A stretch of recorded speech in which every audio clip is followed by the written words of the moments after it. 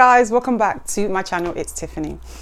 How rejection led me to something greater. Now, rejection happens to be one of the visible themes of my life, and for a long time I was quite sad about this, but I'm now at the stage where I'm quite appreciative that I've been through difficult times because it has kept me going. Now, what many of you might not know is that although I'm in the recruitment industry, it actually was a very difficult journey to get in there. So about 6 years ago, I had finished my law degree and I decided I really wanted to get into recruitment. The only thing was that I was getting rejected everywhere. I had close to about 30 interviews and it was just a resounding no. I remember the journey home from the interviews. I would cry. I was just, very kind of distraught because I was quite confident that this was the industry for me. But unfortunately, every interview I had was just a no. And I think that's the thing about rejection, is that we internalize it in a very kind of negative and toxic way, because an interview feedback is based on your suitability for a role, but we actually internalize it as maybe we're just not good enough. So all I felt was I was just not good enough. These interviewers were telling me I was either too corporate, or I didn't have enough sales experience, or other candidates were better than me. So in my mind, I just thought I'm just not good enough.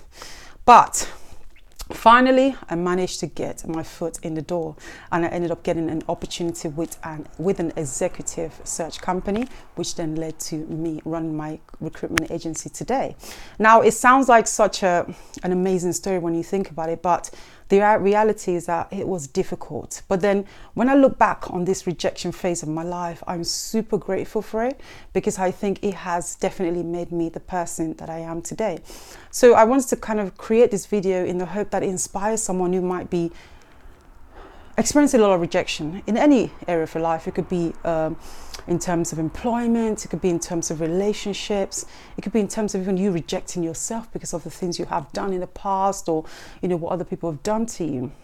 And when I think about my rejection experiences, what comes to mind is that, number one, the rejection actually prepared me for this section of my life, because now, I currently run my own recruitment agency. And because I was rejected for such a long time, when I entered the world of recruitment, I was on a mission. Like when I joined the business, the second recruitment agency that I joined, I quickly became one of the top billers. Because I had paid such a high price, I was committed to making something out of it. Maybe everybody else I was offered the job right on the spot, but for me, because I had been through so many struggles, I knew the price I paid, and it was quite a high price.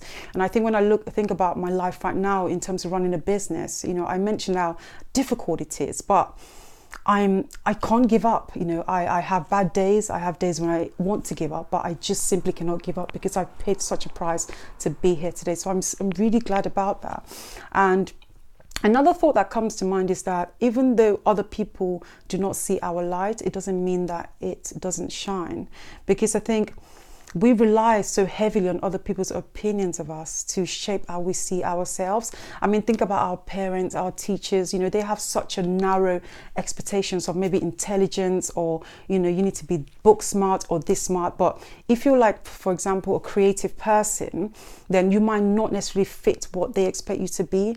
And then because of their kind of expectations of you, you end up, I think, judging yourself too early. In the words of Einstein, if you judge a fish by its ability to climb a tree, it will spend its life thinking it's stupid. So you're not stupid just because you don't fit the standard of, intelligence. You might just have a different type of skill set. And I think that's sort of the message I want to send, is that we're all very different, but that doesn't mean we don't have something to us. Hence why the responsibility falls on our shoulders to recognize our own talents, our own skills, and to give ourselves that chance to work on our skills, to improve our talents, to refine our talents, and also to share it with the world. And very lastly as well, rejection, I think, certainly put a chip on my shoulder. Now, initially that started off like, I need to prove this interview is wrong because, they didn't give me that opportunity. So I need to prove them wrong in terms of, you know, going farther than they would have expected. But I'm at that stage now where it's much more of a wider sort of chip on my shoulder. It's actually, firstly, I want to give God a return on his investment for creating me. And also I want to live my life knowing that I was not simply a product of my environment. You know, I'm not a product of where I'm from. I'm not a product of what my parents have done. I'm not a product of my color, of my gender. And also I want to send a message out to anyone like me who might feel like maybe they're a little bit different, to just know that whoever you are, whatever you are, you can achieve your goals. Like, you can dare to dream, and you can dare to go far as you want to be. Yeah, so I think that's kind of what I get from rejection. And I just want to say lastly that in case anyone out there is experiencing rejection, I want you to remember that only you have the power to write your own life story. Don't leave it to other people, and don't be discouraged simply because they don't see what you could potentially be. And that's it. I hope you guys have enjoyed that, and always remember that life rewards those who live intentionally. Thank you.